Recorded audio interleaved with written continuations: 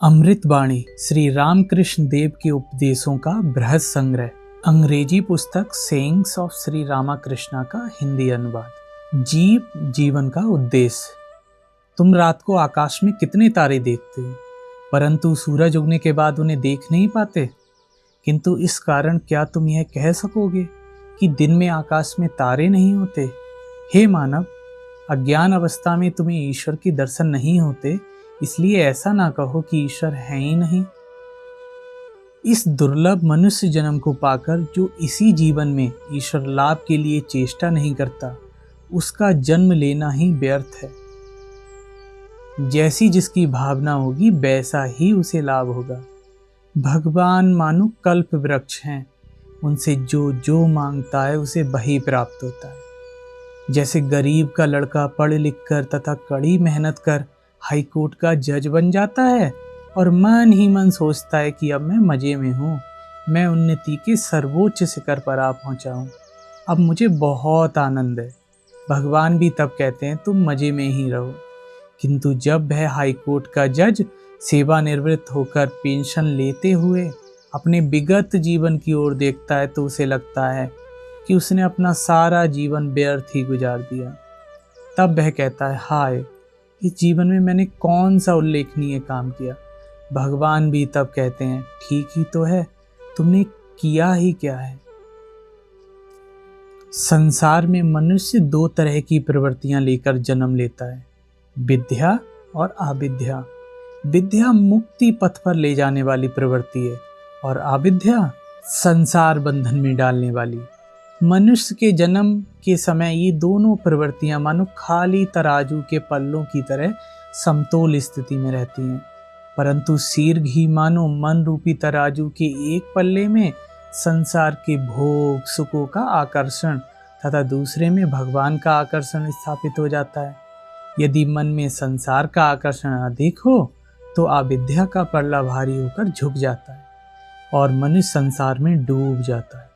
परंतु यदि मन में भगवान के प्रति अधिक आकर्षण हो तो विद्या का पल्ला भारी हो जाता है और मनुष्य भगवान की ओर खिंचता चला जाता है। उस एक ईश्वर को जानो, उसे जानने से तुम सब कुछ जान जाओगे। एक के बाद शून्य लगाते हुए सैकड़ों और हजारों की संख्या प्राप्त होती है, परंतु एक को मिटा डालने पर शून्यों का कोई मूल्य नहीं होता। एक ही के कारण शून्यों का मूल्य होता है। पहले एक, बाद में बहु। बिल्कुल इसी तरीके से पहले ईश्वर फिर जीव जगत। पहले ईश्वर लाभ करो फिर धन कमाना। इसके विपरीत पहले धन लाभ करने की कोशिश मत करो। यदि तुम भगवत प्राप्ति कर लेने के बाद संसार में प्रवेश करोगे तो तुम्हारे मन की शांति कभी नष्ट नहीं होगी। तुम समाज सुधार करना चाहते हो, ठीक है, यह तुम भगवत प्राप्ति करने के बाद भी कर सकोगे। स्मरण रखो कि भगवान को प्राप्त करने के लिए प्राचीन काल के ऋषियों ने संसार को त्याग दिया था। भगवत प्राप्ति ही सबसे अधिक आवश्यक वस्तु है। यदि तुम चाहो तो तुम्हें अन्य सभी वस्तुएं मिल जाएंगी। पहले भगवत प्राप्ति कर लो, फिर भाषण, समाज सुधार आदि की सोचना। जैसे मुसाफिर को नए शहर में पहुंचकर पहले रात बिताने के लिए किसी सुरक्षित डेरे का बंदोबस्त कर लेना चाहिए। डेरे में अपना सामान रखकर वह निश्चिंत होकर शहर देखता हुआ घूम सकता है। परंतु यदि रहने का बंदोबस्त ना हो तो रात के समय अंधेरे में विश्राम के लिए जगह खोजने में उसे बहुत तकलीफ उठानी पड़ती है। उसी प्रकार इस संसार रूपी विदेश में आकर मनुष्य को पहले ईश्वर रूपी चिर विश्राम धाम प्राप्त कर लेना चाहिए। फिर वह निर्भय होकर अपने नित्य कर्तव्यों को करते हुए संसार में भ्रमण कर सकता है। किंतु यदि ऐसा ना हो तो जब मृत्यु की घोर अंधकारपूर्ण भयंकर रात्रि आएगी तब उसे अत्यंत कलेश और दुख भोगना पड़ेगा। जैसे बड़े बड़े गोदामों में चूहों को पकड़ने के लिए दरवाजों के पास चूहादानी रखकर उसमें लाही मुरमुरे रख दिए जाते हैं। उसकी सौंधी सौंधी महक से आकृष्ट हो चूहे गोदाम में रखे हुए जो कीमती चावल है उनका स्वाद चखने की बात भूल जाते हैं और लाही खाने जाकर चूहा धानी में फंसकर मारे जाते हैं। बिल्कुल जीव का भी ठीक यही हाल है। कोटि कोटि विषय सुखों के घनीभूत समष्टि स्वरूप ब्रह्मानंद के द्वार देश पर अवस्थित होते हुए भी वह जीव उस आनंद को प्राप्त करने के लिए प्रयास ही नहीं करता, बल्कि संसार के क्षुद्र विषय सुखों में लुब्ध हो माया के फंदे में फंसकर मारा जाता है। एक पंडित ने पूछा, थियोसॉफी वाले कहते हैं कि महात्माओं का अस्तित्व है, सूर्यलोक, चंद्रलोक, नक्षत्रलोक, देवयान आदि विभिन्न लोक और स्तर सत्य हैं, और मनुष्य का जो सूक्ष्म शरीर है वह इन सब स्थानों पर जा सकता है। वे लोग इस तरह की अनेक बातें करते हैं ठाकुर। अच्छा महाराज, थियोसॉफियों के बारे में आपका क्या मत है?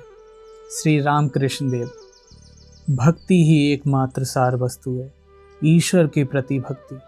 क्या वे लोग भक्ति के लिए प्रयास करते हैं? अगर ऐसा है तो ठीक है।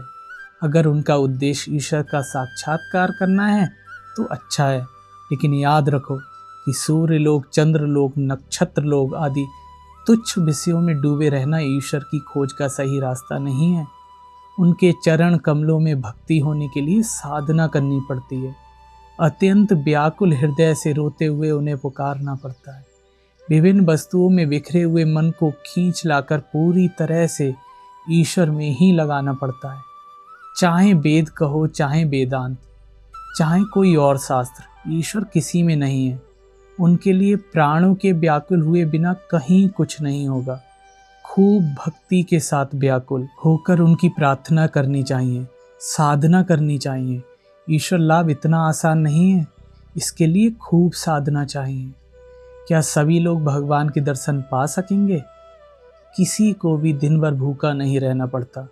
किसी को सवेरे 9 बजे, किसी को दोपहर के 2 बजे, तो किसी के शाम के वक्त भोजन मिल ही जाता है। उसी प्रकार जन्म जन्मांतर में किसी न किसी समय, इसी जन्म में या अनेक जन्मों के बाद सभी को ईश्वर के दर्शन अवश्य होंगे।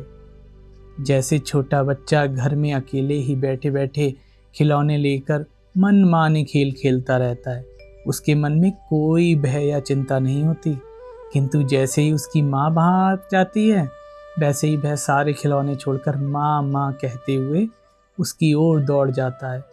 तुम लोग भी इस समय धन, मान, यश के खिलौने लेकर संसार में निश्चित होकर सुख से खेल रहे हो। कोई भय या चिंता नहीं है, पर यदि तुम एक बार भी उस आनंदमयी माँ को देख पाओ तो फिर तुम्हें धन, मान, यश नहीं भाएंगे। तब तुम सब फेंककर उन्हीं की ओर दौड़ जाओगे। जैसे रत्नाकर यानी समुद्र में अनेक रत्न हैं, पर उन्हें पाने के लिए तुम्हें कठिन परिश्रम करना होगा। यदि एक ही डुबकी में तुम्हें रत्न ना मिले तो समुद्र को रत्न से रहित मत समझना। बार बार डुबकी लगाओ, डुबकी लगाते लगाते अंत में तुम्हें रत्न जरूर मिलेगा। उसी प्रकार भगवत प्राप्ति के पथ पर यदि तुम्हारे शुरू के प्रयास असफल सिद्ध हों, यदि थोड़ी साधना करते हुए तुम्हें ईश्वर के दर्शन ना हो, तो हताश ना होना, धीरज के साथ साधना करना। अंत में ठीक समय पर तुम्हें उनके दर्शन अवश्य होंगे। चैतन्य स्वरूप, आनंद स्वरूप ईश्वर का ध्यान करो, तुम्हें आनंद प्राप्त होगा। यह आनंद वास्तव में नित्य ही विद्यमान है, किंतु अज्ञान के द्वारा आच्छन्न होकर वह मानो लुप्त सा हो गया है। इंद्रिय भोग विषयों के प्रति तुम्हारा आकर्षण जितना कम होगा, ईश्वर के प्रति तुम्हारा अनुराग उतना ही बढ़ता जाएगा। केवल धन संचय कर कोई धनी नहीं होता। ठीक ठीक धनी का लक्षण तो यह है कि उसके घर में हर एक कमरे में एक दिया जलता है। गरीब आदमी इतना तेल खर्च नहीं कर पाता, इसलिए वह इतने दियों का प्रबंध नहीं कर पाता। वैसे ही देह मंदिर को भी अंधेरे में नहीं रखना चाहिए, उसमें ज्ञान का दीप जलाना चाहिए। ज्ञान प्रदीप जला निज घर में, ब्रह्ममयी का मुख देखो ना। हर एक व्यक्ति ज्ञान लाभ कर सकता है। हर एक जीवात्मा का परमात्मा के साथ असंयोग है। हर एक घर में गैस की एक नली होती है, जिसके द्वारा गैस कंपनी से गैस आती है। बस योग्य अधिकारी को अर्जी भेजो, गैस भिजवाने का प्रबंध हो जाएगा और तुम्हारे घर में गैस बत्ती जलने लग जाएगी। जीव का सच्चा स्वरूप। संख्या 1 के बाद शून्य लगाते हुए चाहे जितनी बड़ी संख्या पाई जा सकती है, पर यदि उस एक को मिटा दिया जाए तो शून्यों का कोई मूल्य नहीं होता। उसी प्रकार जब तक जीव उस एक ईश्वर के साथ युक्त नहीं होता तब तक उसकी कोई कीमत नहीं होती। कारण जगत में सभी वस्तुओं को ईश्वर के सहित संबंध होने पर ही मूल्य प्राप्त होता है। जब तक जीव जगत के पीछे अवस्थित हो, उस मूल्य प्रदान करने वाले ईश्वर के साथ संयुक्त रहकर उन्हीं के लिए कार्य करता है, तब तक उसे अधिकाधिक श्रेय प्राप्त होता है। लेकिन इसके विपरीत जब वह ईश्वर की उपेक्षा करते हुए अपने स्वयं के गौरव के लिए बड़े बड़े कार्य सिद्ध करने में भिड़ जाता है, तब उसे कोई लाभ नहीं मिलता। जिस प्रकार तेल ना हो तो दीप नहीं जल सकता, उसी प्रकार अगर ईश्वर ना हो तो मनुष्य जी नहीं सकता। ईश्वर और जीव का बहुत ही निकट का संबंध है, जैसे लोहे और चुंबक का। किंतु तुम कहोगे ईश्वर जीव को आकर्षित क्यों नहीं करता? जैसे लोहे पर बहुत अधिक अगर कीचड़ लिपटा हो तो वह चुंबक के द्वारा आकर्षित नहीं होता, वैसे ही जीव माया रूपी कीचड़ में अत्यधिक लिपटा हो तो उस पर ईश्वर के आकर्षण का असर नहीं होगा। फिर जिस प्रकार कीचड़ को जल से धो डालने पर लोहा चुंबक की ओर स्वयं खींचने लगता है, उसी प्रकार जब जीव अविरत प्रार्थना और पश्चाताप के आंसुओं से इस संसार बंधन में डालने वाली माया के पंख को धो डालता है, तब वह तेजी से ईश्वर की ओर खिंचता चला जाता है। जीवात्मा और परमात्मा का योग किस प्रकार का होता है? यह वैसे ही है जैसे घड़ी का छोटा कांटा और बड़ा कांटा दोनों घंटे में एक बार अवश्य मिल जाते हैं। जीवात्मा और परमात्मा दोनों परस्पर संबद्ध हैं और अनन्य आश्रित हैं। यद्यपि साधारणतः दोनों वियुक्त प्रतीत होते हैं, तथापि अनुकूल अवस्था के प्राप्त होते ही वे पुनः एक हो जाते हैं। माया पाश में बद्ध आत्मा जीव है और पाश मुक्त आत्मा ही शिव अर्थात ईश्वर है। जीवात्मा और परमात्मा का संबंध किस प्रकार का है?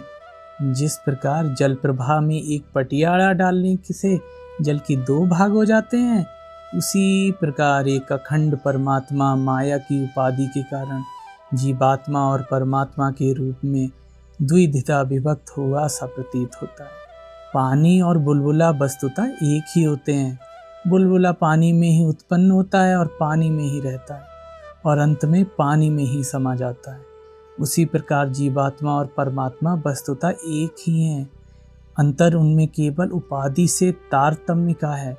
एक शांत सीमित है तो दूसरा अनंत असीम, एक आश्रित है तो दूसरा पूर्णतः स्वतंत्र। जीव के अस्तित्व की कल्पना वैसी ही है जैसे कोई गंगा का कुछ भाग घेर ले और कहे ये मेरी निजी गंगा है।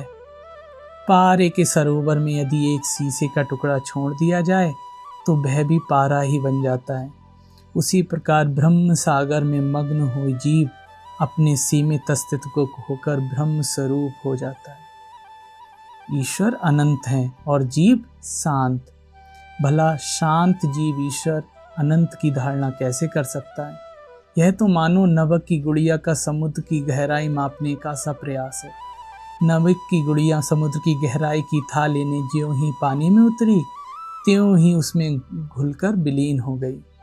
उसी प्रकार जीव भी ईश्वर की था लेने उन्हें जानने जाकर अपना पृथक अस्तित्व खो ही बैठता है तथा ईश्वर के साथ एक रूप हो जाता है। ईश्वर स्वयं ही मनुष्य के रूप में लीला करते हैं।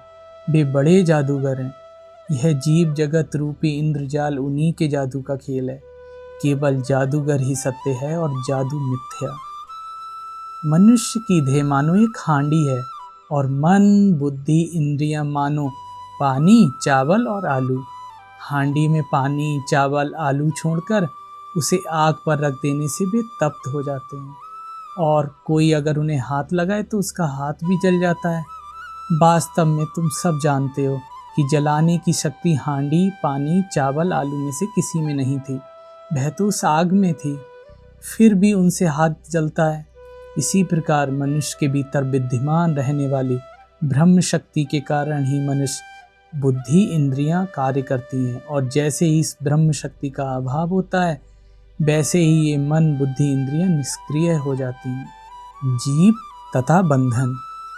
जीव वास्तव में सच्चिदानंद स्वरूप ही है, किंतु अहम भाव के कारण वह भिन्न उपाधियों में उलझकर अपने अर्थात स्वरूप को भूल बैठा है। एक एक उपाधि आती है और जीव का स्वभाव सा बदल जाता है। किसी ने शौकीनों की तरह काली धारीदार धोती पहनी, फिर देखना कि उसके मुंह से निधि बाबू यानी ये बंगला में टप्पा गीतों की रचना करने के लिए विख्यात थे, उन्हीं के प्रेम गीतों की धुन अपने आप निकलने लगती है। बूट जूता चढ़ाते ही दुबला पुतला आदमी भी फूलकर कुप्पा हो जाता है, मुंह से सीटी बजाने लगता है।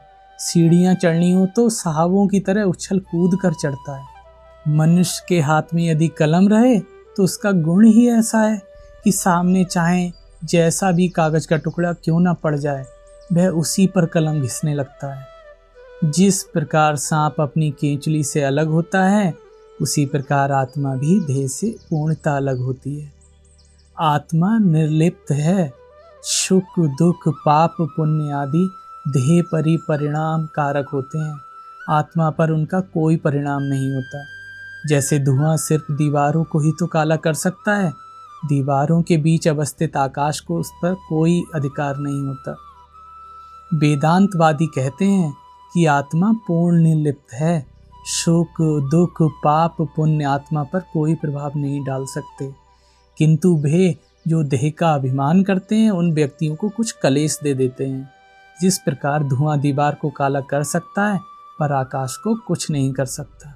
सत्व रज और तम इन तीनों के तारतम्य से मनुष्य भिन्न भिन्न स्वभाव के वाला होता है।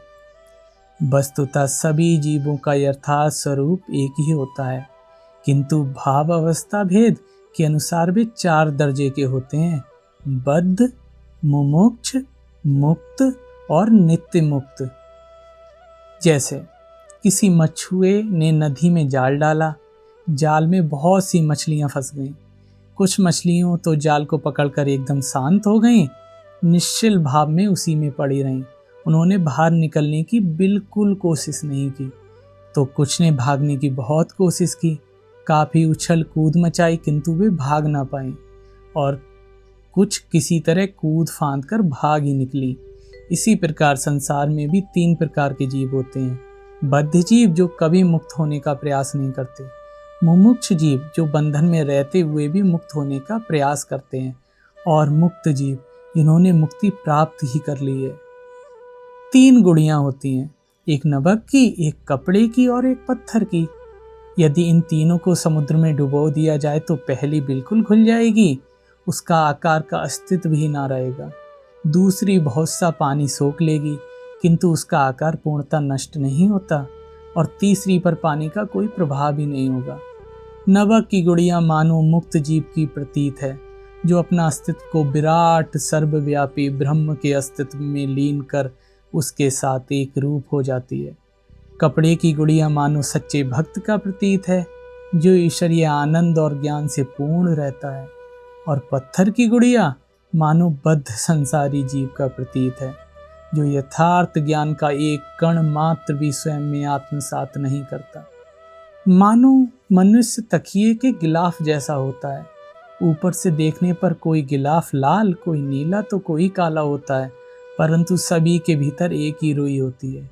उसी प्रकार कोई मनुष्य देखने में सुंदर होता है तो कोई काला, कोई सज्जन तो कोई बहुत दुष्ट, किंतु सबके भीतर वो एक परमात्मा ही विराजमान है। सभी गुजियाँ ऊपर से एक ही मैदे की बनी होती हैं, ये तुम सब जानते हो, पर उनके भीतर अलग अलग किस्म की पीठी भी तो होती है।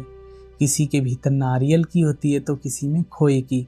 पीठी के भेद से गुजियों के प्रकार भिन्न हो जाते हैं। उसी प्रकार सभी मनुष्य एक ही उपादान से निर्मित होते हुए भी अंतःकरण की पवित्रता के तारतम्य से गुण से भिन्न हो जाते हैं। यद्यपि ब्राह्मण के घर जन्म लेने से सभी ब्राह्मण होते हैं, फिर भी उनमें से कोई बड़े पंडित बनते हैं तो कोई पुजारी, कोई रसोइया बन जाते हैं तो कोई वेश्याओं के दरवाजों पर लौटते रहते हैं। यह ठीक है ना कि बाघ के भीतर भी परमेश्वर विद्यमान है, पर इस कारण क्या उसके सामने चले जाना चाहिए? उसी प्रकार यद्यपि अत्यंत दुष्ट व्यक्तियों के भीतर भी ईश्वर विराजमान है, फिर भी उनकी संगति करना तुम्हारे लिए उचित नहीं है। यह सत्य है कि सारे जल नारायण स्वरूप होते हैं, किंतु सभी प्रकार का जल पीने लायक नहीं होता। उसी प्रकार यह सत्य है कि सभी जगह ईश्वर का वास है, फिर भी सभी स्थान जाने योग्य नहीं होते। किसी जल में सिर्फ पैर धोए जाते हैं तो किसी में मुंह धोया जाता है। कोई जल पिया जा सकता है तो कोई स्पर्श तक नहीं किया जा सकता। इसी प्रकार किसी स्थान में ठहरा जा सकता है तो कहीं देखभर के लिए जाया जा सकता है, और किसी किसी स्थान को तो दूर से ही दंडवत प्रणाम कर लिया कर भाग जाना पड़ता है। जो आदमी बहुत ज़्यादा बड़बड़ करता है, जो सब बातें पेट में छिपा कर रखता है, जो कान में तुलसी का पत्र लगाकर धार्मिकता का ढोंग करता रचता फिरता है, और जो औरत बहुत लंबा घूंघट काटती है, और जिस तालाब से काई छाई रहती है उसका ठंडा जल, ये सब बहुत हानिकारक होते हैं। इनसे हमेशा सावधान रहना चाहिए। मृत्यु तथा पुनर्जन्म। संसार आसक्त बद्ध जीव मृत्यु के समय भी संसार की ही बातें करता है। बाहर माला जपने, गंगा नहाने, तीर्थ यात्रा करने से क्या होगा? भीतर संसार के प्रति आसक्ति हो तो मृत्यु के समय वह अवश्य ही फूट कर बाहर आएगी। इसी कारण बद्ध जीव उसी समय कितनी ही आलतू फालतू बातें बकता है। तोता वैसे तो राधा कृष्ण रटता है, पर जब बिल्ली धर दबोचती है तब वह अपनी स्वाभाविक बोली पर आ ही जाता है, टें टें कर चिल्लाने लगता है। ईश्वर में भक्ति विश्वास नहीं है, इसलिए ही तो जीव को इतना कर्म भोग भोगना पड़ता है, जिससे देह त्यागते समय मन में ईश्वर का चिंतन चले। इसके लिए पहले से ही उपाय करना चाहिए। वह उपाय है अभ्यास योग। यदि जीवन भर ईश्वर चिंतन का अभ्यास किया जाए तो अंत समय भी मन में ईश्वर का ही विचार आएगा। ठीक मृत्यु के समय मनुष्य जो कुछ सोचता है उसी के अनुसार उसका अगला जन्म होता है। इसलिए साधना की अत्यंत कठोर आवश्यकता है। निरंतर अभ्यास करते हुए जब मन सब तरह की सांसारिक चिंताओं से मुक्त हो जाता है तो उसमें सब समय केवल ईश्वर का ही चिंतन होने लगता है। फिर तो मृत्यु के समय भी वह छूटता नहीं है। अगर कच्ची मिट्टी की हांडी फूट जाए तो कुम्हार उस मिट्टी से फिर नई हांडी बना लेता है, किंतु अगर पकी हुई हांडी के फूट जाए तो वह ऐसा नहीं कर सकता। इसी प्रकार अज्ञान अवस्था में मृत्यु होने से मनुष्य को फिर जन्म लेना पड़ेगा, किंतु ज्ञान अग्नि में अच्छी तरह पक जाने के बाद यदि मृत्यु हो तो उसका पुनर्जन्म नहीं होगा। सिद्ध यानी भुना हुआ धान बोने से अंकुर पुनः नहीं निकलता। असिद्ध यानी बिना भुना धान से ही अंकुर पैदा होता है। इसी प्रकार सिद्ध होकर मरने से मनुष्य को फिर जन्म नहीं लेना पड़ता, परंतु यदि वह असिद्ध अविवेक है, उस अवस्था में अगर वह मरेगा तो उसे बार बार जन्म लेना पड़ेगा।